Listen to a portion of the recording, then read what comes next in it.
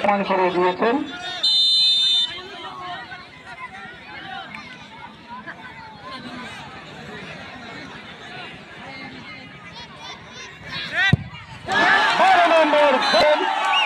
আমরা দেখতে পাচ্ছি অভিজ্ঞ গোলকিপার 1 নম্বর জাতীয় খেলোয়াড় উপজেলার হয়ে খেলে থাকেন তিনি সাইফুল খেলাটি শট নিচ্ছেন আমরা দেখতে পাচ্ছি।